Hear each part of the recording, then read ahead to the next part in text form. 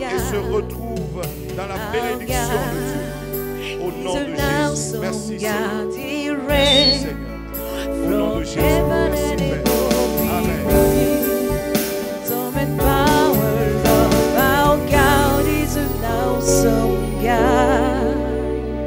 Shalom, shalom, shalom chez vous. Alléluia. Si vous êtes heureux d'être encore en compagnie du Seigneur Jésus-Christ ce matin, dites-le simplement de chez vous. Seigneur, merci pour la grâce que j'ai d'être enfant de Dieu. Moi, je suis plus qu'heureux de pouvoir partager quelque chose de la part de Dieu avec vous aujourd'hui. Ce matin, notre thème nous conduit tout droit dans l'élan de l'ascension, puisque nous sommes dans la période de l'ascension qui annonce justement la grande fête de la Pentecôte. Nous bénissons Dieu de ce que sa puissance repose sur tous ceux qui ont besoin de lui, surtout ces quelques frères, ces quelques sœurs qui souffrent encore de cette maladie à coronavirus, ces quelques familles qui ont un parent dans cet état. Que la main du Seigneur, la main agissante de Dieu travaille à vous ressortir de cet hôpital, à vous ressortir de cette vallée de maladie. Dans le nom de Jésus. Quiconque est quelque part dans le monde, écoute ma voix et se retrouve justement sous le joug d'une autre maladie, quelle que soit la maladie, je prie pour toi ce matin que Dieu étende sa main et te rétablisse. Tu seras restauré au nom de Jésus de Nazareth. Ce matin, je viens à vous avec la parole de Dieu.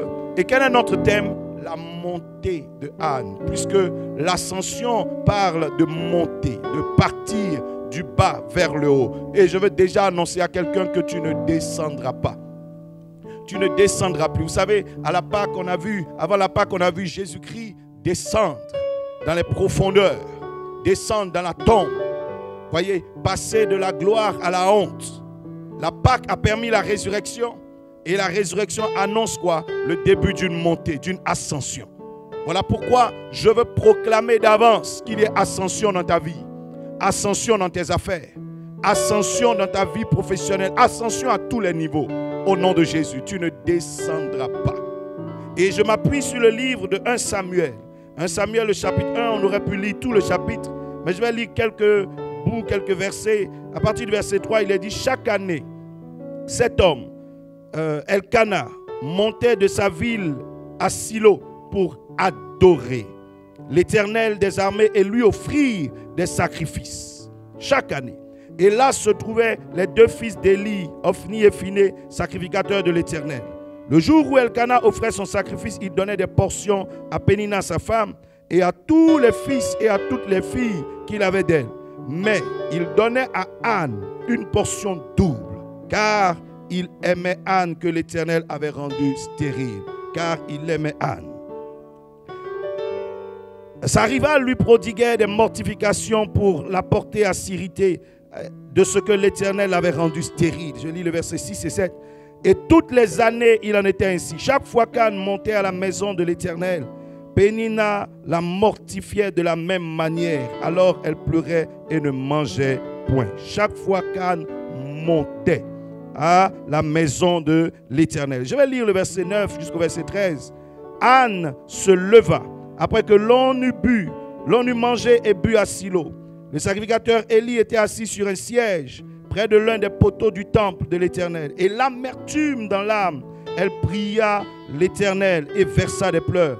Elle fit un vœu en disant: Éternel des armées, si tu daignes regarder l'affliction de ta servante, si tu te souviens de moi, n'oublie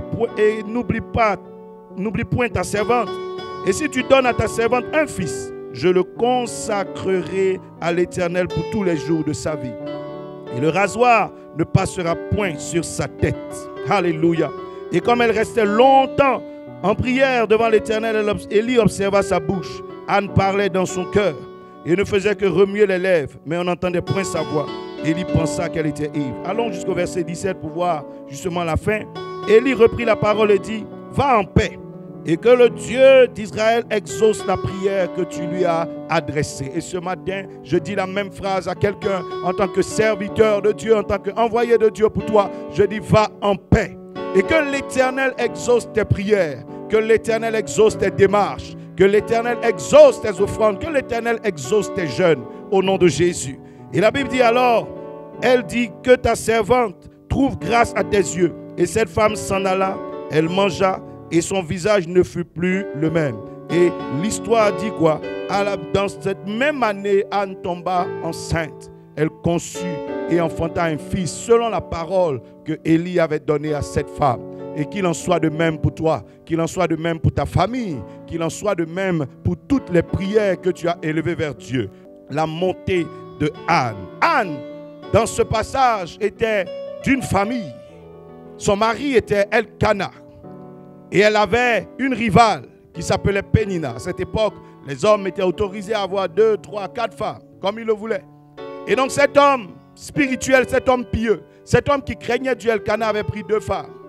Mais les 2 épouses n'étaient pas les mêmes. Elles n'avaient pas la même attitude, le même caractère. Pénina avait eu des enfants. Anne n'en avait pas. Donc déjà, voici une différence. Pénina était féconde et Anne était stérile. Mais Pénina n'était pas aussi aimée que Anne. Son mari, Elkana, préférait Anne à elle. Pourtant, Anne n'avait pas d'enfant. Pénina, justement, à cause de cette étape de fait, Pénina est rentrée dans la jalousie. Parce qu'elle recherchait naturellement l'affection, l'amour de son mari. Donc Pénina était une femme jalouse. Anne n'avait aucun problème avec le fait que Pénina ait eu des enfants. Elle n'était pas jalouse d'elle. Anne n'avait pas ce souci-là, elle n'en vivait pas. La Bible dit chaque année, cette famille montait au temple, montait à la maison de l'Éternel. Pourquoi? Pour adorer Dieu et offrir des sacrifices chaque année. Et la parole de Dieu dit que justement, quand cette famille montait, les 3, donc Elkana, sa femme, Pénina et sa femme Anne montaient ensemble, mais ne montaient pas de la même manière. Elkana montait naturellement satisfait, donc lui partait peut-être faire des actions de grâce, puisqu'il n'avait pas de sujet de prière précis, sans requête. Il avait déjà ses femmes, il avait des enfants avec Pénina. Anne, elle montait avec une attente dans son cœur. Elle montait en espérant un miracle de la part de l'Éternel, puisque la terre ne pouvait pas répondre à ses attentes. Anne montait avec un désir dans son cœur, voir Dieu accomplir dans sa vie le miracle qu'il avait déjà accompli dans la vie de Sarah, par exemple, le miracle qu'il avait accompli dans la vie de Rebecca. Anne espérait la même chose. Mais la Bible dit chaque fois qu'elle montait, il y avait à côté d'elle Pénina, qui elle aussi montait, mais elle montait dans une attitude de jalousie, avec une mission diabolique. Elle montait au temple, mais avec une intention diabolique, l'intention de mortifier Anne, l'intention de combattre Anne, l'intention de s'opposer à l'exaucement de Anne, voulant rester la seule femme capable d'enfanter. Elle montait avec ce désir-là de voir Anne ressortir du temple en pleurant. Et la Bible dit chaque fois que Anne montait, Anne tombait dans le piège de Pénina. Je prie au nom de Jésus que tu discernes tous les pièges que l'ennemi met devant toi. Que ce soit venant du monde spirituel directement ou au travers de quelqu'un. Vous savez, vous montez tous à la maison de Dieu. Mais tout le monde monte avec son intention. Et c'est l'intention que tu as dans ton cœur qui détermine ce qui va t'arriver dans la maison du Seigneur. Anne était la seule dans ce groupe qui montait avec une attente dans son cœur. Anne était la seule dans ce groupe qui montait, qui adorait Dieu en attendant une action de la part de Dieu. Pénina montait. On la voyait faire des offrandes aussi. Chaque année, elle partait, mais avec une mission diabolique. Et à la fin, on voit que Pénina disparaît. Vous savez, vous pouvez monter à la présence de Dieu, vous pouvez monter dans la maison de Dieu, mais ne pas rencontrer Dieu à cause de la disposition de votre cœur. Anne, dont on parle ce matin, elle aussi montait chaque année. Est-ce que vous savez que c'est parce que Anne montait régulièrement vers Dieu que finalement elle va avoir la victoire sur la stérilité? Bien-aimé, au lieu de rester toujours dans la douleur, toujours dans la frustration et rester à l'écart de la maison de Dieu, remonte dans la présence de Dieu, remonte vers Dieu lorsque tu as une difficulté. Le psalmiste dit, je lève mes yeux vers les montagnes lorsque ça ne va pas.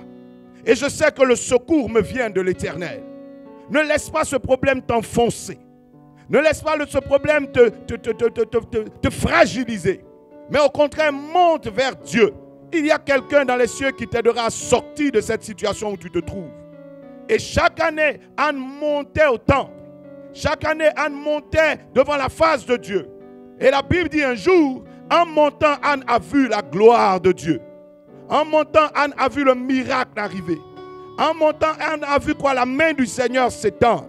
Chaque année, elle montait. Elle est montée la première année, elle est montée la deuxième année, elle est montée la troisième, peut-être même la cinquième année, sans voir de réponse.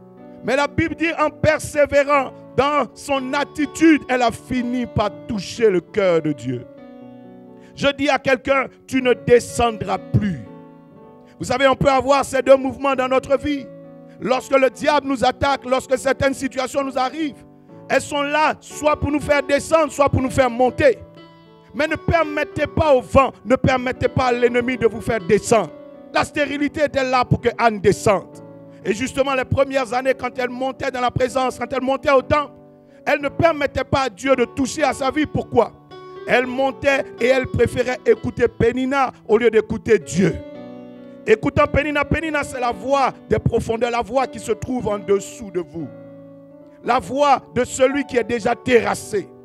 Quand quelqu'un est dans la jalousie, c'est parce que vous l'avez déjà vaincu. C'est parce que vous l'avez déjà dépassé. Ce n'est même pas la peine de prêter attention à ce que la personne est en train de dire.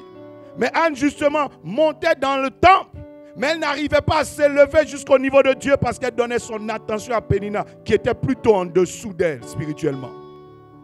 Mais la Bible dit le jour où elle acceptait de bannir cette attitude et qu'elle est rentrée dans la présence de Dieu, non seulement au temple, mais dans la présence de Dieu. La Bible dit, Anne a vu la gloire de Dieu. Vous savez, vous pouvez être dans la maison de Dieu, mais ne pas être dans la présence de Dieu.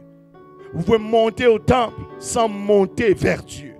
Et Anne faisait ça chaque année. Elle montait au temple, mais elle ne montait pas vers Dieu.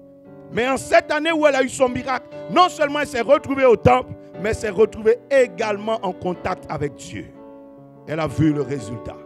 Elle a vu le résultat. Ma prière, c'est que tu écoutes les voix d'en haut et que tu montes vers Dieu. C'est que tu écoutes les voix qui sont au-dessus de toi et que tu montes. Qui sont par exemple tes conseillers?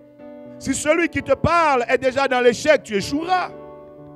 Mais si tu prêtes attention aux conseils de ceux qui ont déjà réussi, ces personnes te tireront vers le haut. Regarde tes compagnies autour de toi. Qu'est-ce qui faisait que le miracle de Anne tardait? Sa compagnie. Elle était en compagnie de Pénina qui ne l'aidait pas à monter, qui ne l'aidait pas à avancer, qui ne l'aidait pas à croître, qui ne l'aidait pas à rentrer dans la présence de Dieu, à changer de dimension. Mais le jour où elle a prêté son cœur à la voix de Dieu, Anne a changé d'état, Anne a changé de condition. Je crois que cette année est l'année du changement pour toi. Cette année est l'année du miracle pour toi. Cette année est l'année de la bénédiction pour toi. Je souhaite que tu tends tes oreilles comme ça vers le haut. Dis, parle Seigneur, j'écoute. C'est celui qui te parle qui détermine ce que tu vas vivre. Anne a donné son cœur à la voix d'en haut, la voix qui vient de Dieu. Quelque chose a changé dans sa vie. Quelque chose a changé dans son histoire. Quelque chose a changé dans sa maison, dans sa condition. Ce matin, nous allons voir comment est-ce que Anne est montée dans la présence de Dieu. Comment? Quelles sont les composantes de cette montée-là, afin que tu montes de la même manière? Premièrement, si nous lisons les Écritures, nous voyons que Anne montait chaque année comme étant épouse de Elkana. Vous savez, quand on dit que tu as le statut d'épouse, ça indique que tu es engagé. Donc, première chose, Anne montait comme une épouse, ça veut dire quoi? Comme une femme engagée. Vous savez, c'est votre engagement devant Dieu qui détermine ce qui arrivera dans votre vie. Vous pouvez monter dans la présence de Dieu sans être engagé dans votre foi.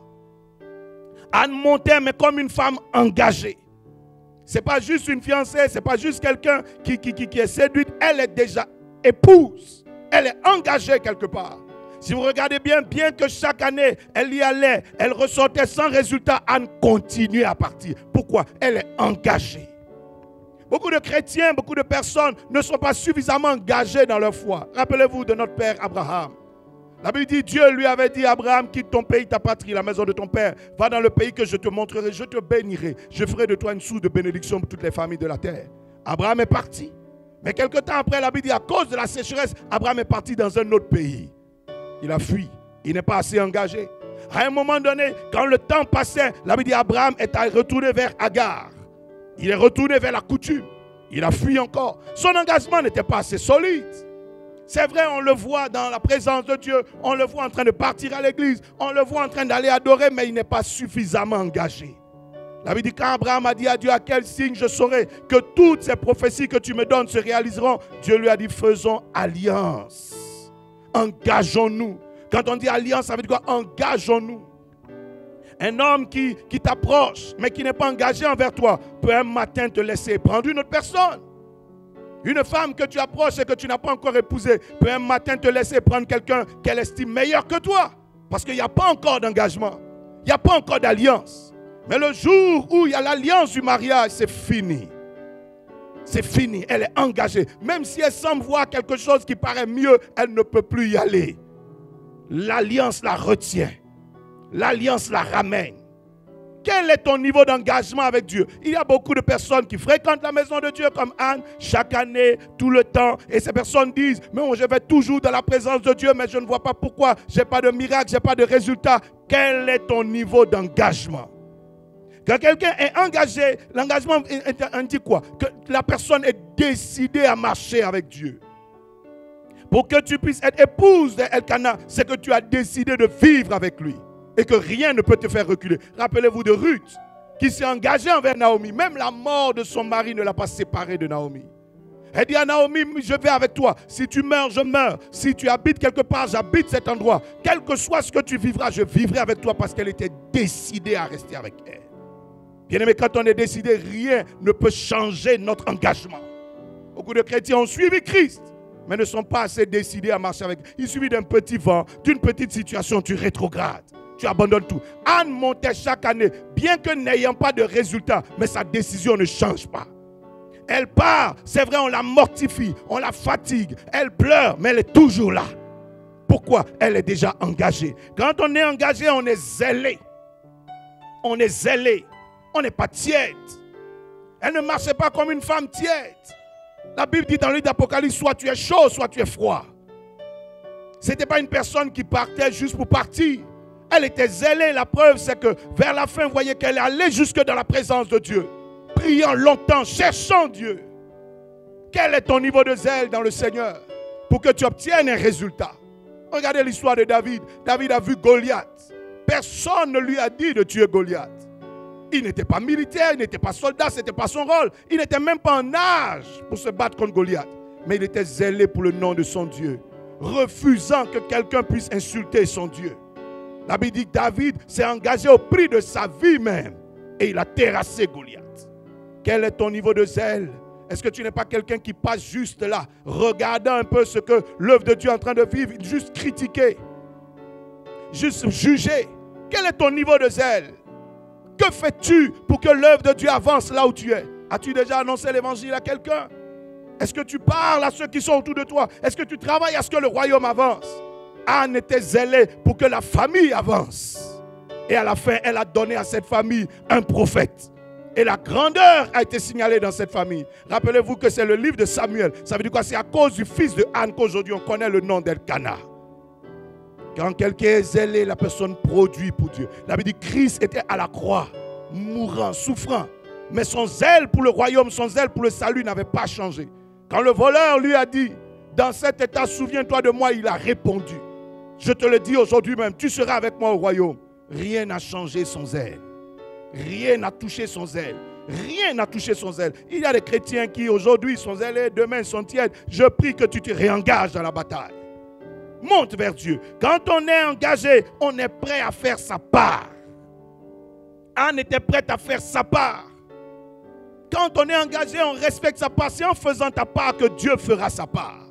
Regardez que lorsque Christ devait quitter la terre, la Bible dit qu'il a convoqué ses disciples dans la chambre haute. Et il a fait sa part. Il dit, je donnerai ma chair, je donnerai mon sang bientôt. Je vais faire ma part pour le salut. Je vais mourir pour ça. Je vais être humilié, j'accepte de faire ma part. Et quand il achevait sa part, il dit, tout est accompli. En d'autres termes, je n'ai pas sauté un seul des termes du contrat. J'ai tout respecté. J'ai respecté ma part. Afin que chacun d'entre vous fasse sa part. Tu as ta part à faire. Aussi longtemps que Anne ne faisait pas sa part, le miracle ne venait pas.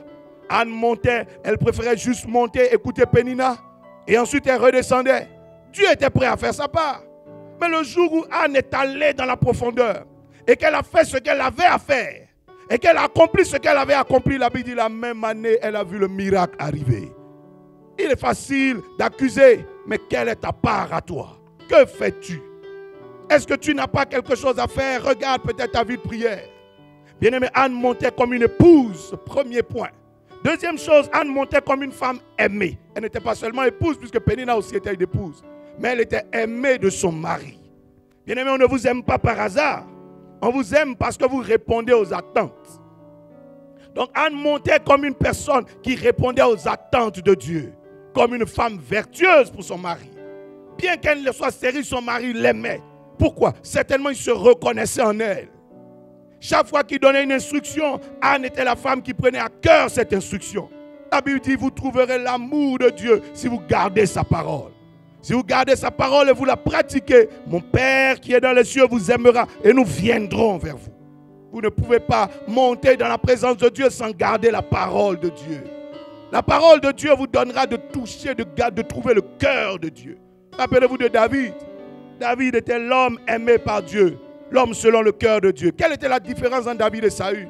Saül, quand on lui donnait des instructions, il ne les respectait pas. Va à la guerre, reviens ici sans animaux, reviens ici sans relation, reviens ici en dévouant tout par interdit. Non, il ne le fait pas, il travaille pour ses intérêts propres. Mais David était capable de voir Saül coucher devant lui et de dire, il est interdit selon la parole de Dieu de toucher un oint de l'Éternel. Et il préférait mettre en péril son trône, sa couronne. Il préférait mettre en danger sa vie que de désobéir à la parole de Dieu. Tu vois, quelle est la relation d'amour qu'il y a entre toi et Dieu? Gardes-tu sa parole? Voilà comment Anne montait. Anne montait en serrant dans son cœur la parole de Dieu. Voilà pourquoi elle a eu un résultat. Il ne suffit pas seulement d'aller dans la maison de Dieu jour et nuit, de passer du temps là-bas. Anne passait du temps, mais elle revenait vide. Mais celui qui monte en gardant la parole de Dieu trouvera l'amour de Dieu, l'affection de Dieu. Quelles sont les instructions que la parole de Dieu t'a données? En toute situation, quand tu es en colère, quand tu es joyeux, quand tu es triste, quand tu es abattu, que dit la parole de Dieu? Est-ce que tu n'agis pas selon ton caractère, selon ce que tu ressens, selon ce que tu veux? Est-ce que tu n'agis pas selon tes faiblesses? Garde la parole, tu seras aimé par Dieu. Et si Dieu t'aime, il t'exaucera. Si Dieu t'aime, il accomplira ce qu'il a accompli dans ta vie. Troisième chose, Anne montait comme une adoratrice de l'Éternel. Elle ne montait pas juste pour monter. Elle ne montait pas juste pour être distraite. Mais elle montait pour adorer sérieusement son Dieu. Le temps dans la maison de Dieu n'était pas juste un temps à gaspiller, à passer là 1 heure ou 2 heures, ou 1 jour ou 2 jours. Mais elle adorait son Dieu, elle élevait son Dieu. Cette adoration était marquée par quoi? Par la qualité de son sacrifice. Quand vous aimez, vous sacrifiez pour cela. Son offrande traduisait l'amour qu'elle avait dans son cœur pour son Dieu. Le comment elle voyait son Dieu. Rappelez-vous en Genèse 22, quand Dieu veut tester l'amour d'Abraham, quand il veut tester la crainte d'Abraham, qu'est-ce qu'il dit? Prends ton fils, ton unique, va sur cette montagne, offre-le-moi en holocauste. Et je verrai ce que je vaux à tes yeux. La Bible dit, Abraham n'a pas hésité à prendre son fils, son unique, celui qu'il aimait. Une offrande de qualité. Et Dieu dit, parce que tu ne m'as pas refusé cette offrande, tu ne m'as pas refusé cette valeur, tu n'as pas refusé cette considération de ma personne, Abraham, je te bénirai. Tu posséderas la porte de tes ennemis. Et l'adoration d'Abraham est montée devant Dieu. Rappelez-vous, lorsque les mages venaient adorer Jésus, ils sont venus avec leur trésor.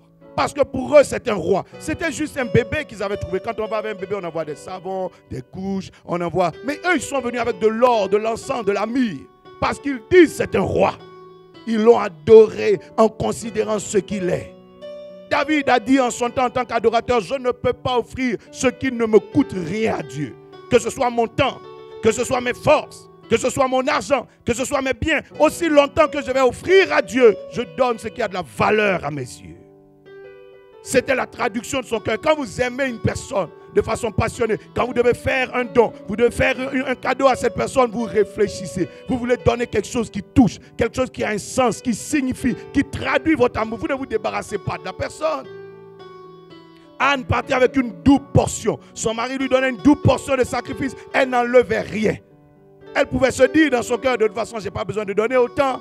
Je garde la première portion pour moi et je donne le reste. C'est d'ailleurs ce que tout le monde fait. Mais Anne agissait avec tout son cœur.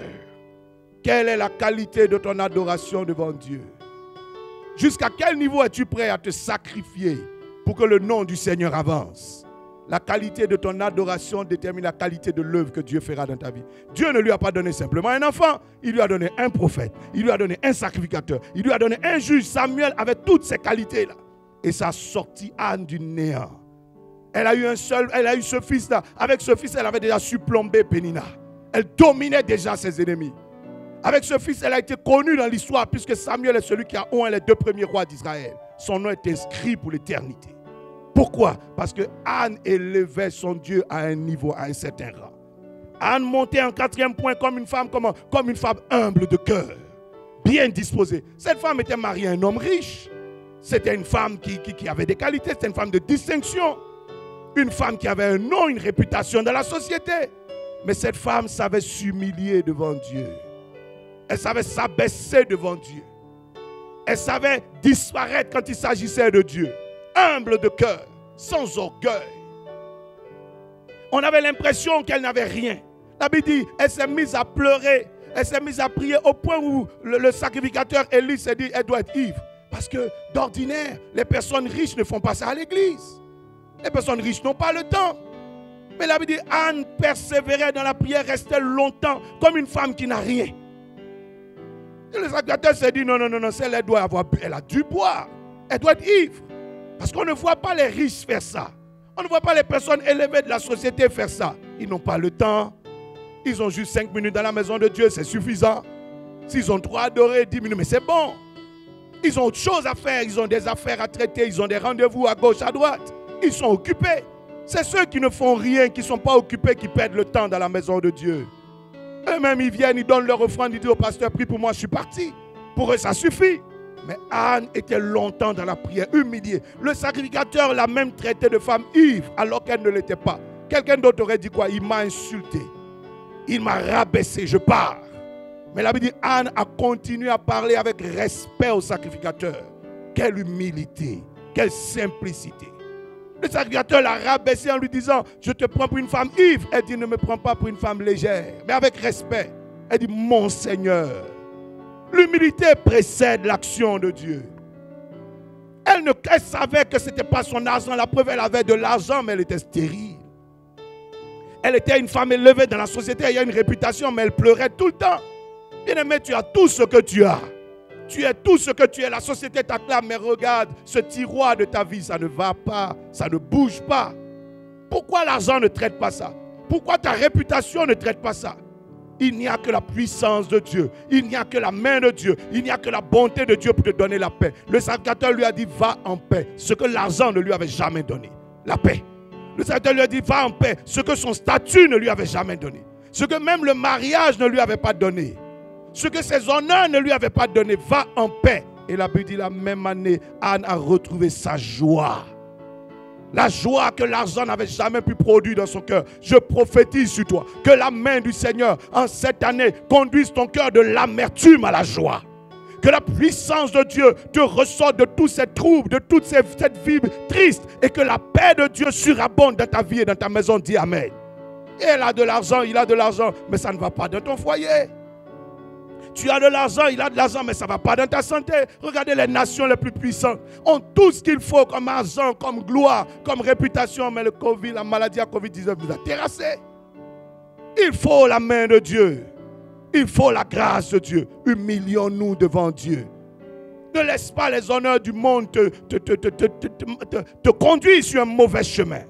Anne montait, mais comme une femme humble, prête à honorer Dieu. Et même à honorer ses serviteurs. La Bible dit, cette femme a vu la gloire de Dieu. Est-ce que vous savez que Anne est allée laisser son fils dans la maison de Dieu? Si vous ne considérez pas un endroit, vous n'y laissez pas votre enfant. Mais la femme a estimé que la maison de l'Éternel était digne de recevoir son premier fils. Et elle a consacré Samuel. 5e chose, la Bible dit, Anne montait, c'était une femme de prière. Elle ne montait pas juste dans la présence de Dieu pour regarder les autres prier. Elle est allée chercher Dieu. Aussi longtemps qu'elle ne le faisait pas, elle ne voyait rien. Mais le jour où elle est allée prier Dieu, où elle allait prier sérieusement Dieu, pas des prières de surface, pas une apparence de prière, où elle a dit, elle est restée longtemps dans la présence de Dieu, cherchant Dieu dans son cœur, cherchant Dieu dans son cœur. La Bible dit, elle a vu Dieu arriver. Elle a vu l'Éternel arriver, persévérant dans la prière, cherchant le Seigneur. Bien-aimé, votre vie ne sera pas une vie de victoire si vous n'invoquez pas suffisamment Dieu. Si vous ne le cherchez pas. Regarde, des fois ta vie de prière est en dents de scie. Tu pries aujourd'hui, tu ne pries pas demain. Tu pries aujourd'hui, tu ne pries pas demain. Tu as une vie de prière un peu bizarre. Et tu as toutes sortes de théories pour ne pas prier. Oh, on n'a pas besoin de prier longtemps et pourtant Jésus-Christ a prié longtemps lui-même. Oh, on n'a pas besoin de prier comme tu pries, mais pourtant Jésus-Christ a prié comme ça. Au jardin de Gethsémane, il a prié jusqu'à ce que sa sueur devienne comme du sang. La Bible dit qu'il était à l'écart en Matthieu 14, sur la montagne, il pria. Il a jeûné, prié pendant 40 jours. Moïse pria, Élie pria. Paul a prié. La Bible dit dans la prison, ils ont dû prier pour que Dieu arrive. Quelles sont ces théories qui te font dire que tu n'as pas besoin de prier? Oh, Dieu me connaît déjà, mais c'est celui qui te connaît qui t'a dit de prier sans cesse. Oh, je fais déjà beaucoup d'offrandes, je sais Dieu, je suis gentil, je ne fais rien de mal aux gens. Ça ne suffit pas. Le même Dieu a dit de faire du bien, mais il a dit de prier. Qui a fait plus de bien que Christ sur terre? Mais il a prié. Et c'est en priant qu'il a réussi à avoir la victoire. Si vous ne priez pas, vous serez des hommes et des femmes vaincus par le diable. Anne était vaincue par Pénina. Vaincue par la mort, vaincue par la puissance de l'austérité, vaincue par la puissance de la jalousie. Pourquoi? Elle ne priait pas au départ. Mais quand elle est entrée en prière, elle est ressortie avec la victoire. Je proclame cette victoire dans ta vie. Cette semaine sera pour toi une semaine de victoire. Rentre dans la prière, monte vers Dieu en prière. Va le chercher. Tu redescendras avec ton miracle. Tu redescendras avec la grâce de Dieu. Tu redescendras avec ta victoire. Au lieu de te plaindre, la sorcellerie m'attaque, ceci m'attaque, va en prière. Quand Daniel pria jusqu'à 21 jours, la Bible dit qu'il a vu son monde spirituel se déchirer et la puissance de Dieu triompher avec lui. Anne montait vers Dieu, elle montait en faisant des vœux à Dieu. Quel type de vœux? Elle était prête à offrir même son fils à Dieu. Bien-aimé, qu'est-ce qu'elle faisait? Elle participait à l'œuvre de Dieu. Elle s'était rendue compte que les sacrificateurs qui étaient là, Ophni et Phiné, n'étaient plus de bons sacrificateurs. Il y avait donc un vide dans la maison de Dieu. Elle décida de combler ce vide. Oh Seigneur, si tu me donnes ce fils, je comblerai ce vide dans ta maison. Je participerai à l'œuvre de Dieu. Seigneur, je ferai ma part dans ton œuvre. C'est vrai, je ne suis pas sacrificateur, je ne suis pas pasteur, mais je peux fournir telle chose, je peux pourvoir à tel besoin. Quelle est ta part que tu fais dans l'œuvre de Dieu? Qu'est-ce que tu fais dans l'œuvre de Dieu? Tu montes vers Dieu, mais est-ce que tu ne montes pas vers Dieu comme une personne inutile? As-tu un rôle réel? Quelle est ta place dans l'œuvre? Anne était représentée dans l'œuvre de Dieu par la présence de Samuel. C'est elle qui a pourvu à ça. Quand tu regardes l'œuvre de Dieu, que fais-tu? D'autres évangélisent, d'autres prêchent, d'autres se sacrifient, d'autres baptisent des temples. Toi, quelle est ta part? Que fais-tu pour que l'œuvre avance? La Bible dit, Anne ne s'est pas contentée de critiquer. Oh non, les sacrificateurs sont là, ils ne font pas leur travail. Non, elle a pourvu. Oh non, nous prions sur une paillote, elle a pourvu. Elle avait les moyens pour le faire, elle l'a fait. Quelle est ta part à toi? Que fais-tu dans l'œuvre? Quelle est ta participation à l'œuvre de Dieu? Anne montait, elle ne montait pas comme une femme inutile. Elle montait comme quelqu'un d'utile, prête à combler le vide. Tu peux le faire. Un homme dans la Bible était même un étranger, pas hébreu. La Bible dit le jour où il a eu un problème, il est venu vers Christ. Tous ceux qui étaient autour de Christ lui ont dit, il mérite que tu lui accordes ce miracle, car c'est lui qui a construit notre temple. Il en avait les moyens, il a participé à l'œuvre de Dieu. Quelle est la hauteur de ta participation? Quelle est la hauteur de tes œuvres dans la maison de Dieu? Tu fais beaucoup pour le monde, tu fais beaucoup pour l'entreprise où tu te trouves, tu fais beaucoup pour tes amis, tu fais beaucoup pour ta famille. Est-ce que dans le champ de Dieu, tu as ta participation réelle? Anne a pourvu et même donné le meilleur de ses fils. Aucun autre fils d'Anne n'est devenu sacrificateur. Aucun autre n'a été connu. Mais elle a donné le meilleur à l'œuvre. Et la Bible dit l'œuvre de Dieu a avancé, a bougé jusqu'au niveau de la royauté avec Samuel. Quel est ton impact dans l'œuvre? Que fais-tu dans l'œuvre de Dieu? Anne montait, mais comme une femme qui était prête à faire bouger les choses. Prête à se sacrifier à tous les niveaux pour que l'œuvre avance. Anne montait en avant-dernier point comme une femme de foi. La Bible dit elle pria ce jour et elle a cru. Le sacrificateur lui a juste donné une parole. Va en paix. Et que l'Éternel exauce la prière que tu lui as adressée. Rien d'autre. Il n'a pas fait une onction d'huile, il n'est pas venu lui imposer la main, il n'a pas fait toutes sortes de pratiques, rien du tout. Il doit juste donner une parole de la part de Dieu. La Bible dit, Anne crut à cette parole. Anne est ressortie ce jour déjà dans la joie. Elle n'était pas encore enceinte, mais elle était déjà heureuse. Et ça, c'est la traduction de sa foi. La foi vous fait monter au-dessus de vos montagnes, au-dessus des vents et des tempêtes de l'ennemi. Imaginez-vous Pénina qui souhaitait que Anne ressorte dans des pleurs. Quand elle voit Anne sortir en dansant, Anne sortir de la maison de Dieu en chantant, en louant Dieu, en célébrant Dieu, elle doit se demander, mais qu'est-ce qui lui arrive? Elle est encore stérile.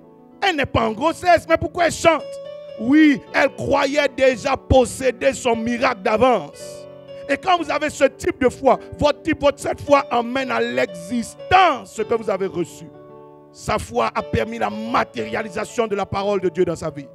La Bible dit, Dieu a juste donné une parole à Sarah. Tu auras un enfant l'année prochaine. Sarah riait, Sarah doutait, mais elle est tombée enceinte. La foi permet au miracle de se produire dans ta vie.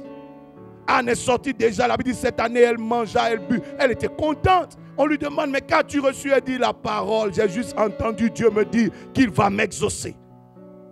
Et au cours de l'année, elle a vu la parole devenir chair. Je libère et je prie que des miracles arrivent à ta vie. Oui, si tu crois à cette parole, tu seras au-dessus de cette situation. Rien n'est impossible à Dieu. Mais tout est possible à celui qui croit. Quand Dieu se lève dans sa puissance, dans sa toute puissance, il a besoin de croiser ta foi afin que le miracle se produise dans ta vie. Anne croyait. Anne n'était pas le genre de personne qui disait, oh, il y avait longtemps, je viens ici, je n'ai rien vu. Elle a entendu la parole. Elle a vu le miracle arriver. Elle a cru, elle chantait déjà. Toi qui m'entends, tu peux déjà commencer à te réjouir. Si tu as cette foi, je déclare que cette saison ne finira pas sans que tu ne vois la puissance de Dieu à l'œuvre dans ta vie. Dis amen et reçois ton miracle. Anne a cru et elle a vu la gloire de Dieu. Elle a reçu la parole, elle a cru et la puissance de Dieu s'est manifestée.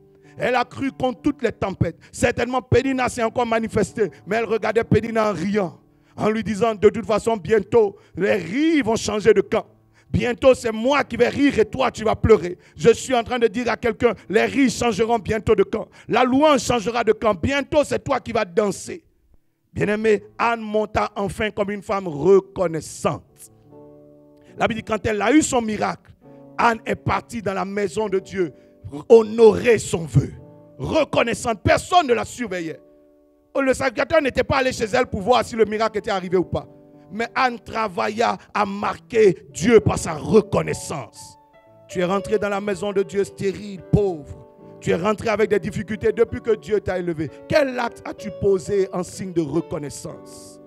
Que fais-tu pour qu'on sache que Dieu t'a béni, que Dieu t'a visité? Est-ce que tu n'es pas juste en train de remplir toi ton compte, en train de faire tes réalisations à toi pendant que l'œuvre de Dieu est toujours vide?